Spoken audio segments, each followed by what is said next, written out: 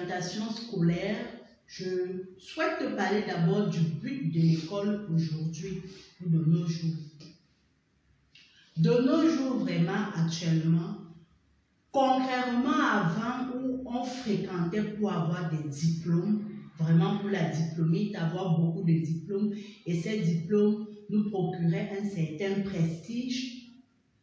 Actuellement, de nos jours, avec la crise économique et la forte démographie, on fréquente aujourd'hui pour acquérir des compétences et des connaissances que nous allons utiliser dans le domaine de l'emploi ou dans notre vie professionnelle, ou encore, pourquoi pas, pour créer une activité d'auto-emploi. Donc, il ne faut pas vraiment être fermé, se dire que non, il nous faut à tout prix travailler dans une entreprise. Non, actuellement, les choses changent.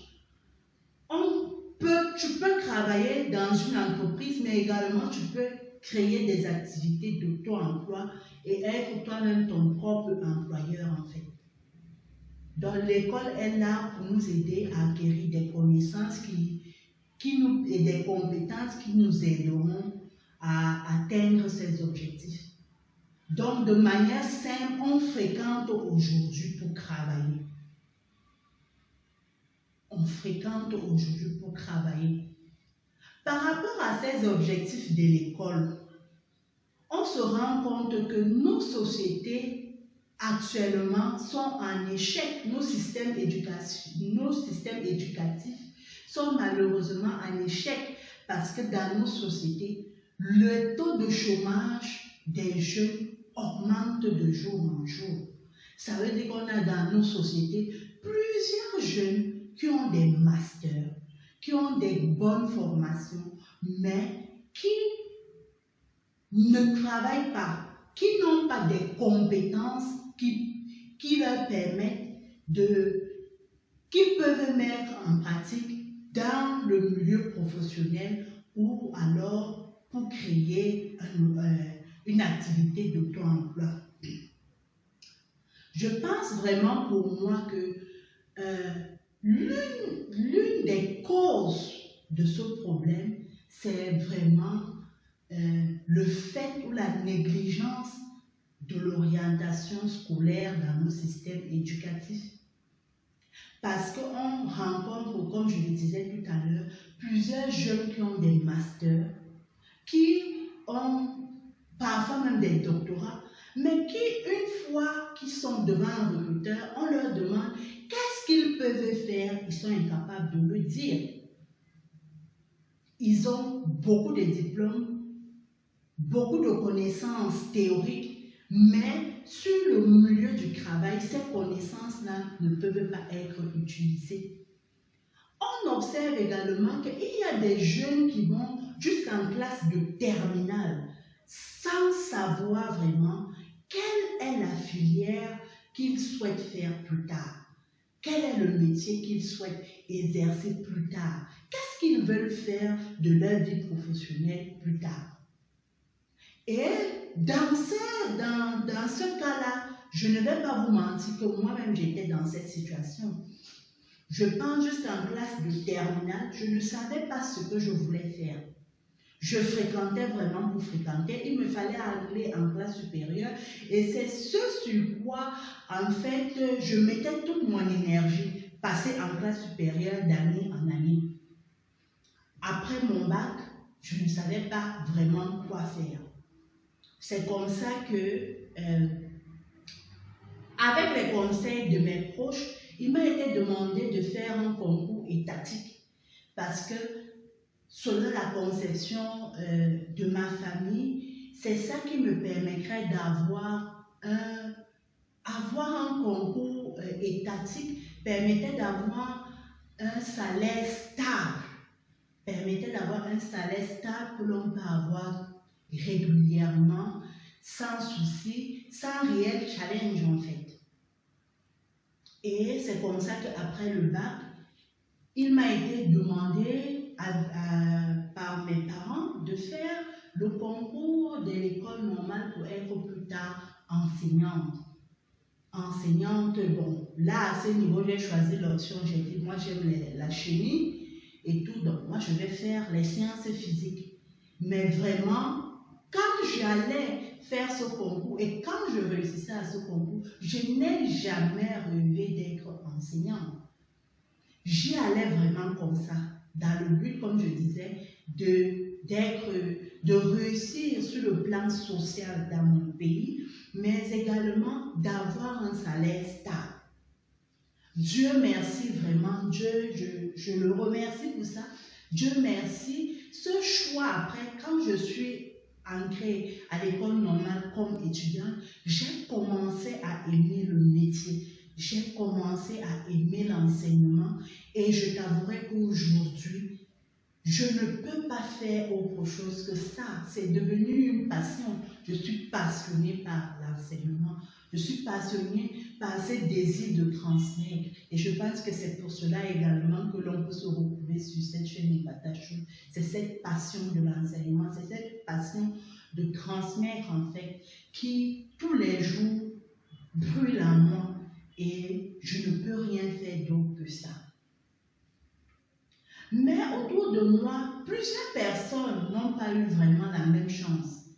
J'ai par exemple une connaissance qui, durant tout son cursus au secondaire, était toujours parmi les 3 premiers. Donc, je ne peux pas dire que c'était une personne feignante.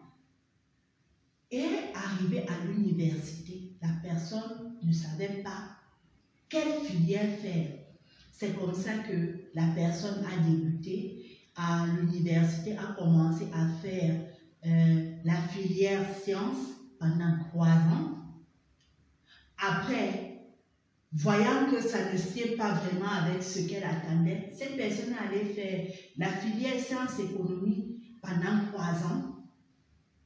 Après cela, ça n'allait toujours pas. La personne allait faire la filière droit pendant 3 ans.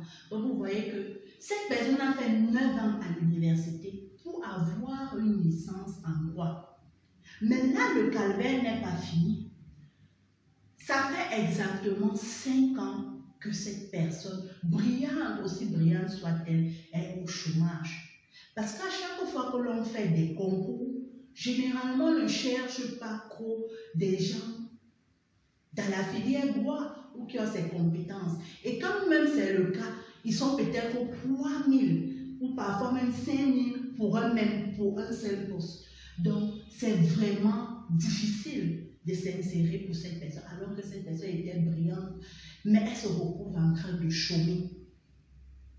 Le deuxième exemple que je peux te citer, c'est vraiment un frère qui, dès le second cycle, a commencé, à cause des problèmes d'orientation, à être en échec scolaire. Ça veut dire qu'il a bien commencé en seconde C. Maintenant, en seconde C, il a décidé de faire première F. En première F, il a fait 2 ans. N'ayant pas eu son examen, il a décidé de faire première C.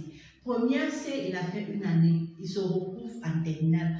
Terminale, il fait terminale C, il a fait 2 ans. Après maintenant, il se dit non, pour augmenter mes chances, je vais faire terminale D. Il part en terminale D, il fait 1 an. Donc pour 3 ans, pour quitter de la seconde en terminale, lui, il en a fait 7.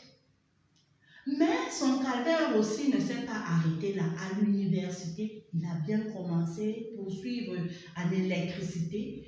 Il a fait 2 années d'électricité, avoir un BTS en électricité. Mais maintenant, en 3e année, il décide d'aller faire informatique.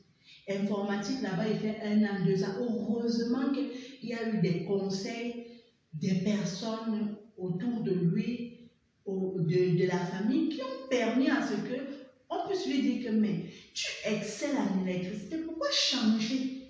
Pourquoi changer et aller faire autre chose? Et c'est vraiment ta passion, tu aimes ça. Pourquoi changer? Tu es bon dans ce que tu fais en électricité, pourquoi changer? C'est comme ça qu'il part, il suit des conseils, il a fait 1 année licence en électricité, l'autre année il a eu son master et aujourd'hui il est employé dans une grande société de la place dans son pays. Donc, vous convenez avec moi que ce problème d'orientation scolaire-là, vraiment est à la base de plusieurs échecs scolaires et parfois du taux de chômage que nous observons dans nos pays. Nos États vraiment devraient faire quelque chose. Maintenant, revenons donc, après avoir parlé de tout cela, revenons donc au but vraiment de l'orientation scolaire. À quoi sert l'orientation scolaire?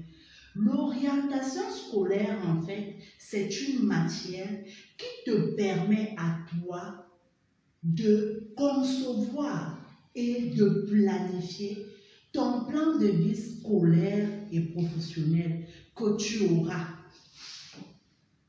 Donc, ton plan de vie scolaire et professionnel, tu ne fréquentes plus en ce moment pour fréquenter, mais tu fréquentes en ce moment pour répondre ou pour marcher selon un plan que tu as déjà prédéfini. Et ce plan de vie que tu as prédéfini dépend en fait de tes rêves, ça dépend de tes passions, ça dépend de tes aptitudes, ça dépend de tes potentialités humaines et intellectuelles et même financières. Ça dépend de ta personnalité. Et c'est ainsi que, à partir de là, à partir de ce plan, l'objectif visé vraiment, c'est de t'aider plus tard à réussir ta vie professionnelle ou ta vie entrepreneuriale future. Donc, vous voyez qu'actuellement, je ne me limite pas à la vie professionnelle, mais je parle également de l'entrepreneuriat de plus en plus.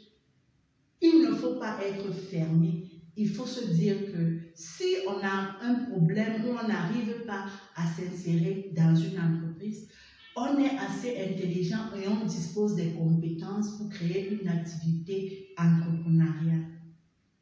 Pour moi, vraiment, l'orientation scolaire fait partie des matières à mettre en avant et à prendre au sérieux déjà dès le collège et dans nos lycées, parce que dès le collège et dans nos lycées, je t'expliquerai dans la suite pourquoi je dis ça. Mais avant, pour toi, à quel moment, en quelle classe doit débuter les cours d'orientation scolaire? Tu as une idée? Je te réponds et je t'éclaire sur cette question juste après. Surtout ne zappe pas.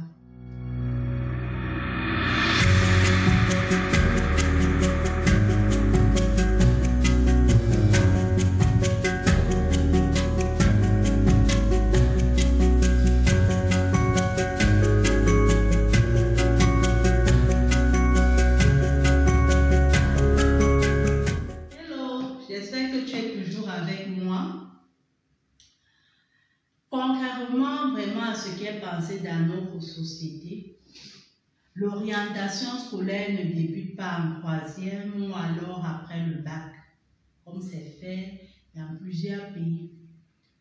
L'orientation scolaire, vraiment, pour moi, commence en classe de 5e. Et oui, je vois que tu es surpris, c'est effectivement ça. L'orientation scolaire commence en 5e. Et vraiment, il faut prendre l'orientation scolaire en fait comme une maison que tu es en train de construire. Et la classe de 5e et de 4e en fait, ce sont les deux classes dans lesquelles tu planifies et tu conçois ton plan ou ta maison d'orientation scolaire. C'est vraiment là où tu réfléchis, tu vérifies, tu traces un chemin. Et maintenant, à partir de la classe de 3e, tu fais donc ta fondation. Ça veut dire que tu pars sur le terrain, tu commences à construire ta maison d'orientation scolaire. Moi, je veux même dire que cette fondation commence un peu en classe de 4e parce que, pourquoi je dis ça? Parce que l'orientation qui va être faite, par exemple, en classe de 3e, va dépendre de tes notes de la classe de 4e et celle de 3e. Donc, déjà même, c'est dès la classe de 4e vraiment que tu commences à tes premiers parfums. Et c'est en troisième que tu achèves ta fondation sur l'orientation scolaire. Donc c'est comme une maison dont les fondements, la planification commence, comme je l'ai dit, en cinquième, et dont la fondation débute dès la classe de quatrième et s'achève en troisième. Maintenant, dès qu'on a fini de dire ça, il faut savoir donc que pour réussir vraiment ton orientation scolaire au lycée et à l'université, il faut déjà avoir bien planifié, si c'est possible, l'avoir déjà bien planifié, autant pour moi, si c'est possible, dès la classe de cinquième. Mais si toi, par exemple, tu te rends compte que tu n'as pas fait ça, il ne se fait pas trop tard. Il ne se fait pas trop tard, tu peux ajuster. Il faut savoir que ce plan-là n'est pas, n'est pas un plan rigide, c'est un plan qui s'ajuste.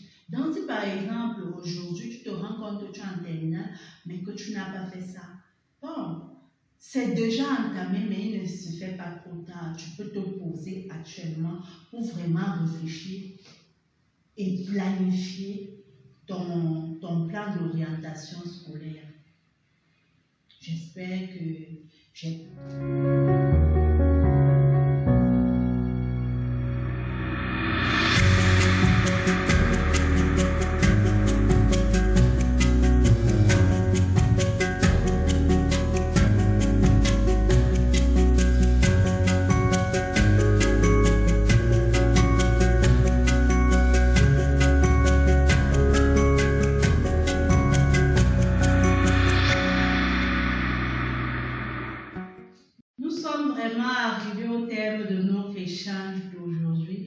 J'espère que tu as apprécié ce moment de partage et d'échange.